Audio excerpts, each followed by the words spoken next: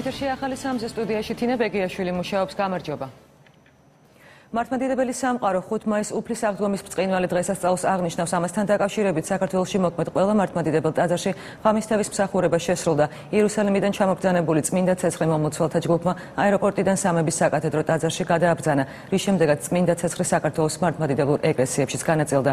როგორ აღინიშნება აღდგომის ბრწყინვალე დღესასწაული თბილისსა და საქართველოს რეგიონებში, ნახეთ ჩვენი რეპორტაჟი.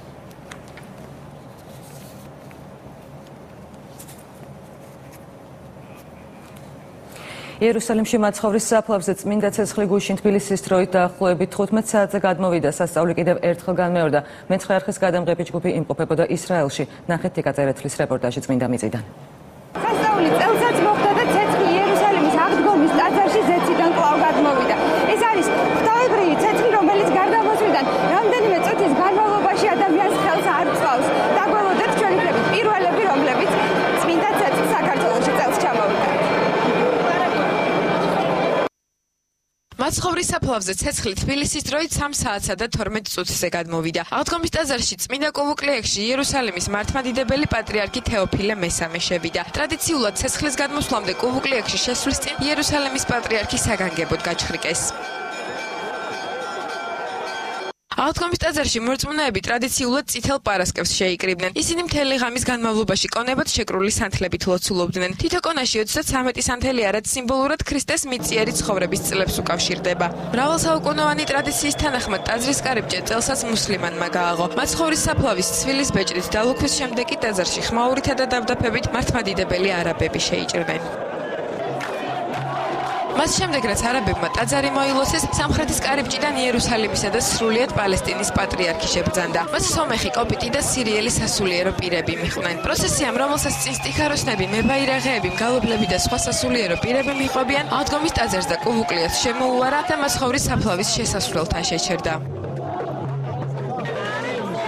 იერუსალიმის აღდგომის ტაძარში ქართველი პილიგრიმები ყოველ წელს ჩადიან. 2003 წელს იერუსალიმში საქართველოდან 100 მომლოცველი ჩავიდა. წმინდა ცეცხლს საქართველოში დღეს ღამით სწორედ ისინი ჩამოიტანენ. ცეცხლს თავდაპირველად სამების ტაძარში მიიტანენ, რის შემდეგაც ის საქართველოს სხვა ეკლესიებშიც გავრცელდება.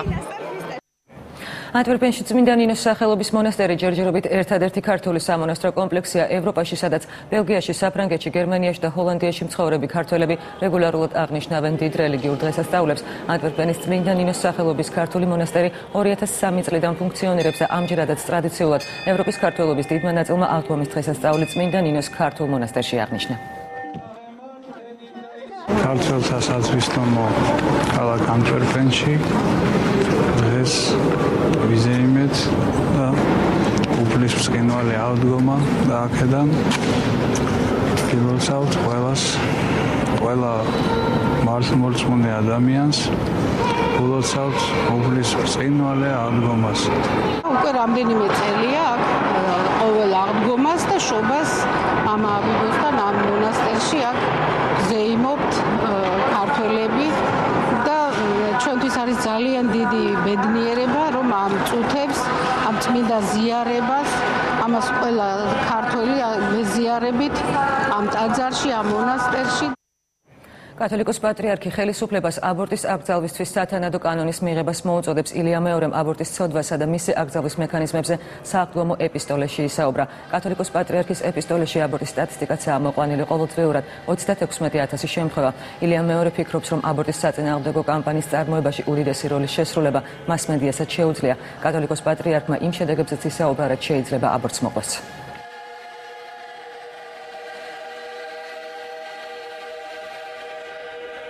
აბორტი კი არის მშობლების გადაწყვეტილებითა და მონდომების სრულიად უსუსური, უდანაშაულო არსების საზარელი მკვლელობა და ამ მკვლელობის უშუალო თანამონაწილეა ექიმიც. დღემდე დაუბრკოლებლად ხორციელდება ჩვილების ეს უმოწყალო ხოცვა და მათ აქტიურ დამცველად არავინ ჰყავთ, არც სახელმწიფო და არც საზოგადოება. ამ ცოდვის სიმძიმე იმითაც ვლინდება, რომ ხშირად აბორტი იწვევს უნაყოფობას, ნაადრ მშობიარობას, ჯანმრთელობის გაუარესებას, ფსიქიკის დაზიანებას. აბორტის შემდეგ დაბადებულ ბავშვებში კი ნერვიულ გამოვლინებებს. ასეთი მძიმე მდგომარეობა დემოგრაფიული თვალსაზრისით ფიქრობთ სახელმწიფომ უნდა მიიღოს სათანადო კანონი აბორტის აკრძალვისათვის. რა თქმა უნდა, გამონაკლისის შემთხვევებიც უნდა იყოს გათვალისწინებული. მანამდე კი მასმედიის საშუალებებს შეუძლიათ უდიდესი დადებითი როლი შეასრულონ და დიდი მადლიც მოიპოვონ. თუ შექმნიან სათანადო განწყობას მრავალშვილიანობის წასახალისებლად და აბორტის საწინააღმდეგო განწყობის შესაქმნელად. საქართველოს პრემიერ-მინისტრმა ბიძინა ივანიშვილმა საღდგომო მილოცვა გაავრცელა ქრისტე აღსგა გილოცავთ აღდგომის ბრწყინვალე დღესასწაულს. აღდგომის ბრწყინვალე დღესასწაული უდიდესია ქრისტიანულ დღესასწაულთა შორის. ყველა მართლმადიდებელი ქრისტიანისთვის ეს ყველაზე დიდი სიხარულისა და იმედის მომტანი დღეა. სიცოცხლის სიკვდილზე გამარჯვების სულიერი ამაღლებისა და საყოველთაო განახლების დღესასწაული. ამ დღეს ხარობს და ერთმანეთს ულოცავს ყველა მთელი ერი. კიდევ ერთხელ გილოცავთ აღდგომის ბრწყინვალე დღესასწაულს. ნათქვამია საქართველოს პრემიერ-მინისტრის მილოცვაში. პრემიერ-მინისტრი აღდგომის ბრწყინვალე დღესასწაულზე ოჯახთან ერთად სოფელ ჭორვილ იმყოფებოდა. ქრისტე აღსდგა. აღდგომის ბრწყინვალე დღესასწაული უდიდესია ქრისტიანულ დღესასწაულთა შორის. ყველა მართლმადიდებელი ქრისტიანისათვის ეს ყველაზე დიდი სიხარულისა და იმედის მომტანი დღეა.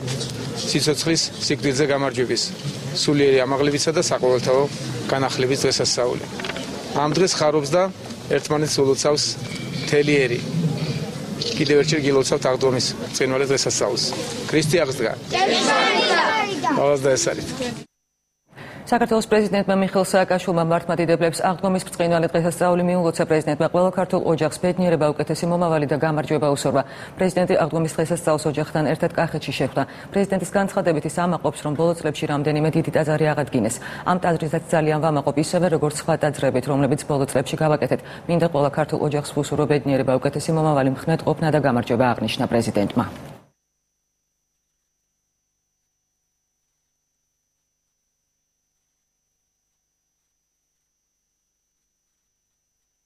მინდა მოგილოცოთ ეს ბრწყინვალე დღესასწაული. მე უფეს ერგის, რომელიც ჩემი დიდი ხნის მეგობარია, მინდა მიულოცო და უცხო გამოჯამრთელებად დღეს შეუძლოთ იყო და ვერ მოვიდა ტაძარში. მაგრამ მართლა ძალიან თავდაუდებლად თავდადებით ემსახურება თითოეულ თქვენგანს აქაურობას. მე ძალიან ბედნიერი ვარ, რომ ეს ტაძარი ყველამ ერთად აღვადგინეთ ამ ცოტა ხნის წინ. ისევე როგორც საქართველოს დაუბრუნეთ უმშვენიერესი ნეკრესის მონასტერი, რომელიც არის მსოფლიო ქრისტიანობის საგანძურის გვირგვინი ამ ტაძართან ერთად, ისე როგორც ბევრი კახური ტაძარი ალავერდი, რომელიც თითქმის მთლიანად დავამთავრეთ, ძველი ჩვენი ტაძრები, რომელიც არის კახეთში უამრავი და ახალი ტაძრები ჩნდება. არასოდეს არც ერთ ცალკეულ პერიოდში საქართველოს ისტორიაში ეკლესია არ გაძლიერებულა ისე და არ აშენებულა ამდენი ტაძარი, როგორც ბოლო რამდენიმე წელიწადში და თქვენთან ერთად მე ამით ძალიან მომაყობ. თავდადებული დღე ძალიან დიდი მნიშვნელობა აქვს ქართველი ერისთვის. ეს არის ბრწყინვალე აღდგომა უფლისა იესო ქრისტესი. ოფიციალურად საქართველოს როცა ამ დღეს უსურვებს გამთლიანობას, გოცხრობს მშვიდობიან ქვეყანაში. მშვიდება იყოს. დღევანდელი დღე დიდად მნიშვნელოვანია არა მარტო ქართველი ერისთვის, არამედ სრულიად მართლმადიდებლური სამყაროსთვის. ულოცავ მთლიანად ყველა ქრისტიანს დღევანდელ დღეს. გვფარავდეს უფალი იესო ქრისტე. ყველა ერს და თავისუფალ გამთლიანებულ საქართველოში გვეცხოვროს ყოველთვის და გვფაროს უფალმა იესო ქრისტე. მართლმადიდებელი სამყარო ხუთმაის სუფლის აღდგომის ბრწყინვალე დღესასწაულს აღნიშნავს. ამასთან დაკავშირებით საქართველოში მოქმედ ყველა მართლმადიდებელ ტაძარში ღამისთავის მსახურება შესრულდა. იერუსალიმიდან ჩამობრძანებული წმინდა ცეცხლი მომლოცველთა ჯგუფმა აეროპორტიდან სამების საკათედრო ტაძარში გადააბრძანა, რის შემდეგაც წმინდა ცეცხლი საქართველოს მართლმადიდებელ ეკლესიებშიც განაწილდა. როგორც აღინიშნება აღდგომის ბრწყინვალე დღესასწაული თბილისსა და საქართველოს რეგიონებში, ნახეთ ჩვენი რეპორტაჟი. წმინდა ცეცხლი იერუსალიმიდან თბილისში გუშინ ღამით პირველის ნახევარზე ჩამოაბრძანეს. ცეცხლის ჩამოსატანად იერუსალიმში ქართველი პილიგრიმები და საპატრიარქოს წარმომადგენლები იმყოფებოდნენ. თბილისის საერთაშორისო აეროპორტში ღვთიურ ცეცხლს უამრავი ადამიანი ელოდებოდა. მოაბრძანეთ საქართველოსთვის, ყველა მორწმუნესთვის ეს ცეცხლი და ეს სიხარული და კიდევ გილოცავთ აღდგომას ქრისტე აღდგა. ქრისტეს აღდგომას მიულოცავ სრულიად საქართველოს წმინდა მიწიდან ჩამოსულს. ჩვენ უწმინდეს უნეტარესილია მეორეს. წმინდა ცეცხლი მომლოცველთა ჯგუფმა აეროპორტიდან სამების საკათედრო ტაძარში მიაბრძანა. ღვთიური ცეცხლის ჩამობრძანება მრევლს უწმინდესმა და უნეტარესმა ილია მეორემ ახარა. ქრისტიანს ამაზე მეტის დამატება მე არ შემიძლია უძლური ვარ იმ სიხარულიდან გამომდინარე რომელიც აღდგომას მოაქვს და მართლმადიდებელს ყველა ქრისტიანს ულოცავ ამ წმინვალე დღესასწაულს ეს რომ რავალს იერუსალიმიდან ჩამოტანილი ცეცხლი საქართველოს მართლმადიდებლურ ეკლესიებში განაწილდა. ღვთიური ცეცხლი ჩაიტანეს რუსთავშიც. ქალაქში მოქმედ ყველა ეკლესიაში ღამის თევის მსახურება შესრულდა. წუხრის ლოცვის შემდეგ ტაძრის გარშემო ლიტანიობა, ლოცვით მსურველობა გაიმართა. რამდენიმე კვირის მანძილზე მარხვით ლოცვით ემზადებოდნენ რომ შეხვედროდნენ ამ დიდებულ დღესასწაულს და აი დადგა დღე უფლის აღდგომისა დღესასწაული დღესასწაულთა რომელსაც ჩვენ ყველას ვლოცავთ. უდიდესი დღესასწაულია აღდგომა. ალბათ სრულიად საქართველო ელოდება ბრწყინვალეს დღესასწაულს. ქრისტეს მკვდრეთით აღდგომა იზეიმეს ბოდბის დედათა მონასტერშიც. ღვთისმსახურება ბოდბის ეპარქიის ეპისკოპოსმა იაკობმა სასულიერო პირებთან ერთად აღავლინა. საქართველოს სხვადასხვა კუთხიდან ჩამოსული მომლოცველები მონასტერში ღამის 11 საათისთვის შეიკრიბნენ. მსახურების ბოლოს მეუფემ მრევლი დალოცა და აღდგომის მნიშვნელობაზე ისაუბრა. აღდგომის დღესასწაული ნამდვილად გამორჩეულია ყველა დღესასწაულთა შორის თავისი მნიშვნელობით, თავისი მღვდელმსახურებით, განსხვავებული მღვდელმსახურებაა და თავისი სადღესასწაულო განწყობით. ყველა სულებში აღდგარ იყოს ყველას გულებში დღეს დიდი დღესასწაულია ყველა მართლმადიდებლისთვის და მთელ საქართველოს ულოცავ და ყველა მართლმადიდებლს ამ დიდ დღესასწაულს. აღდგომის ბრწყინვალე დღესასწაულს ზეიმობდნენ თიანეთშიც. სადღესასწაულო ლიტურგიასა და ლიტონიობას მრევლთან ერთად თიანეთის მაჟორიტარი დეპუტატი ზაქარია ქუცაშვილი და ადგილობრივი ხელისუფლების წარმომადგენლებიც ესწრებოდნენ. ტაძარში მოგვიანებით იერუსალიმიდან ჩამოტანილი წმინდა ცეცხლის მიაბრძანეს. ჩვენი პატარა რაიონიდან, პატარა თიანეთიდან მთელ საქართველოს მიულოცავ, მთელ მსოფლიოში ყველა მართლმადიდებელს მიულოცავ დღევანდელ დღეს. მთა როგორც წმინდეები და სისუფთავის დამცველი ყველა დროში, ყველა საუკუნეში მთა და მთიელები ყოველთვის გამოირჩეოდნენ ამ კუთხით და მე ძალიან მიხარია რომ თიანელები წლიდან წლამდე ღმერთის სიყვარულით, ღმერთის რწმენით ხვდებიან ამ დიდ საქრისტიანო დღესასწაულს.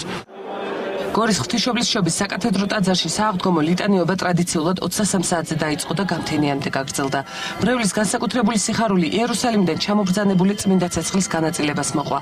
ღვთისმსახურების ბოლოს გორისა და სამთავისის მიტროპოლიტმა მეუფე ანდრიამ სააღდგომო ეპისტოლი წაიკითხა და მრევლის მიერ ღამის თევაზე მიტანილი კვერცხები და პასკა აკურთხა. გილოცავთ პირველ რიგში აღდგომის ბრწყინვალე დღესასწაულს მრავალს დაესწარით.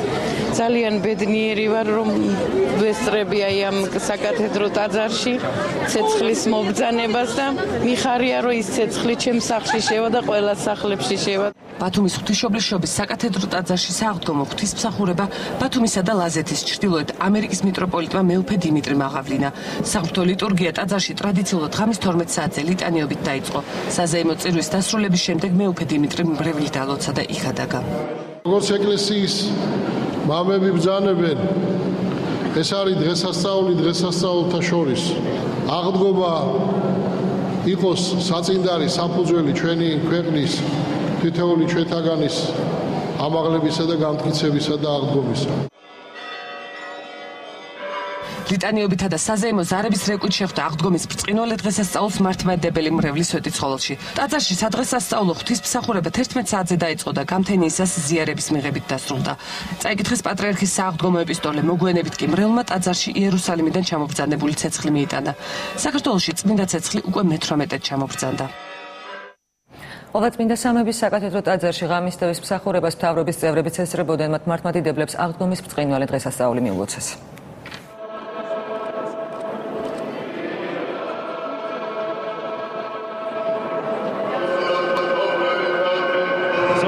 სარწმუნოებამ და სამშობლოს სიყვარულმა მოიყვანა ჩვენი ქვეყანა დღემდე.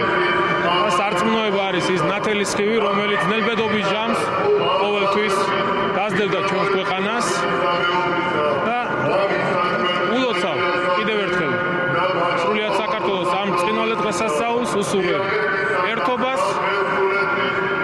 სიყვარულს და ყოველივე საუკეთესოს. აღდგომა ყველაზე დიდი დღესასწაულია ყველასთვის, იმათვისაც ვინც ელოდება და იმათვისაც ვინც არ ელოდება და მინდა მოულოცო მთელ საქართველოს და მთელ კაცობრიობას სამყაროს განახლებას. მოვედი ოჯახთან ერთად იმისათვის, რომ დავესწრო ამ მნიშვნელოვან ღონისძიებას და მიულოცო სრულიად საქართველოს ქართველებს ერთ-ერთი მნიშვნელოვანი ქრისტიანული დღესასწაული აღდგომა უფლისა იესო ქრისტეს. აღდგომის ბრწყინვალე დღესასწაულთან დაკავშირებით 5 და 6 მაისს 8-დან 19 საათამდე სასაფლაოებზე გასვლის მსურველებს მუნიციპალური ავტობუსები უფასოდ მოემსახურება. 5 მაისს დედაქალაქში დამატებით 35, ხოლო 6 მაისს 82 ავტობუსი იმოძრავებს. დღეს დილიდან სასაფლაოების მიმართულებით მუშაობს 9 სპეციალური საავტობუსო მარშრუტი, სადაც ჩართულია 60 ავტობუსი. ამისათვის მობილიზებული ყველა შესაბამისი თანამშრომელი, რათა მომსახურება განხორციელდეს მაქსიმალური შეფერხების გარეშე და ყველას, ვინც გადაადგილდება სასაფლაოების მიმართულებით, შესაძლებლობა ჰქონდეს, რომ მოხვდნენ სასაფლაოებზე საზოგადოებრივი ტრანსპორტით. ასევე მინდა გითხრათ, რომ ეს მომსახურება გაგრძელდება ხვალაც და ყველა სპეციალურ მარშრუტზე მომსახურება განხორციელდება უფასოდ. აღდგომის ბრწყინვალე დღესასწაული ქუთაისის მეორე საშუალო აღსრულების დაწესებულების მსჯავრდებულებს ადგილობრივი ეპარქიის წარმომადგენლებმა მიულოცეს სასულიერო პირებმა. პატიმრებს სააღდგომო ნობათი დაურიგეს და საკნები აკურთხეს, ხოლო მგალობელთა გუნდმა მათთვის საგალობლები შეასრულა. ღონისძიება ქუთაისის ადმინისტრაციისა და ადგილობრივი ეპარქიის ინიციატივით მოეწყო.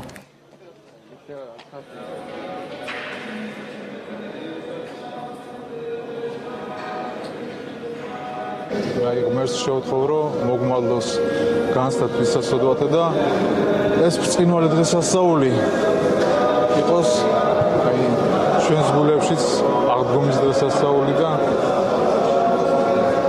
სულიერი გამოჯანმრთელების დღესასწაული. ეს დღე ძალიან მნიშვნელოვანი არის ჩვენს დაწესებულებაში.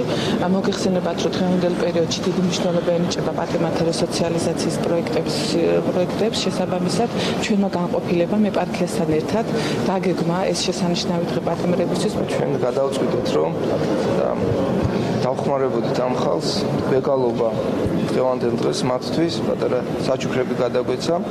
ჩვენი მეუფე კალისტრატის ლოცვა კურთხევით.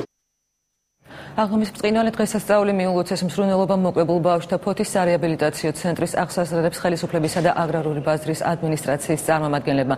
ცენტრი მცხოვრებ ყველა ბავშვს საჩუქრად სააღდგომო ნობათი გადაეცა. აღდგომის დღესასწაულთან დაკავშირებით მსგავსი აქცია ფოთში დენოთა კომპაქტურ ჩასახლებებსა და სიღარიბის ზღვარს ქვემოთ მყოფი მოსახლეობისთვისაც გაიმართა. ძალიან დიდი მადლობა მინდა გითხრათ, რომ ვინც ეს საჩუქრები ჩვენ მოგვიტანა და ასე გაგვახარეთ ჩვენი ბავშვები. გესწრებით, იმისათა ბავშვთა შესახებ მოიტანეთ სააღდგომო საჩუქრები და სხვადასხვა პროდუქტები, მათ შორის პასკები, სააღდგომო კვერცხები, აქციები გრძელდება და მინდა ისარგებლოს შემთხვევით და ყველას მოგუცო ბრწყინვალე აღდგომის დღესასწაული. ლანჩხუთის მუნიციპალიტეტის სოფელ შუხუთში ველობურთისთვის სამზადისი უკვე დაწყებულია. ადგილობრივების თქმით, ველობურთს 2 საუკუნეზე მეტი ისტორია აქვს და თამაში მონაწილეობას ზემო და ქვემო შუხუთელები იღებენ. დეტალებით პირდაპირ ეთერში ჩვენი კორესპონდენტი თორნიკე ხურციძე გვერდება. თორნიკე, ელოდებიან თუ არა სტუმრებს შუხუთში? ზუსტად 2 საათზე ნაკლები დრო რჩება გურიაში ველობურთის დაწყებამდე, თუმცა ბანემდე სოფელ შუხუთში თამაშის მონაწილეები უკვე იკრიბებიან. ზუსტად 5 საათზე შუხუთის ტაძრის წინამძღვარი მამასაბა ბურთს ააგდებს და თამაში დაიწყება. რაც შეეხება წესებს, აქ არ არსებობს. ერთადერთი წესი დაშავებულის მოედნიდან გაყვანაა. ბურთის მოსაპოვებლად წელს 500-ზე მეტი ადამიანი იბრძოლებს და მოპოვებულ ბურთს სოფელში გარდაცვლილი ყველაზე ახალგაზრდის აფლავზე მიიტანენ. ჩვენ ქართველება შევცვლით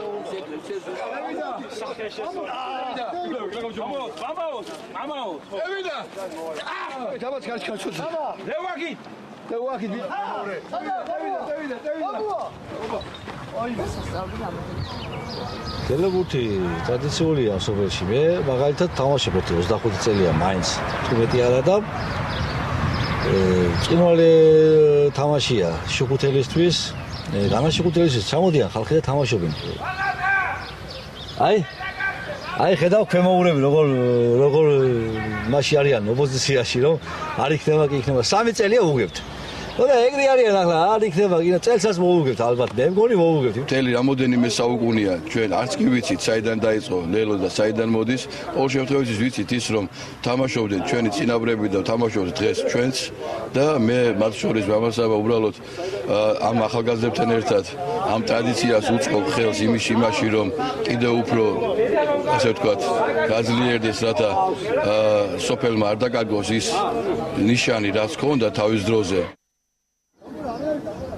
ზუსტად არავინ იცის სადა როდის ითამაშეს პირველი ლელობურთი, თუმცა ტრადიცია 2 საუკუნეზე მეტი არსებობს, თავად ბურთი კი სოფელ შუხუთში 100 წელზე მეტია, მხოლოდ იმნაიშვილების ოჯახში იკარება, წელს ბურთი 17 კილოგრამს შეადგენს, ვიდრე ლელობურთი დაიწყება, მანამდე სოფელ შუხუთში სხვადასხვა ღონისძიებები და სპორტული შეჯიბრებები იმართება და დღევანდელ დღესთან დაკავშირებით გურიაში პრემიერ-მინისტრ ბიძინა ივანიშვილს ელოდებიან. პირდაპირ ეთერში ჩვენი კორესპონდენტი თორნიკე ხურციძე გვერდებოდა. მადლობა თორნიკე.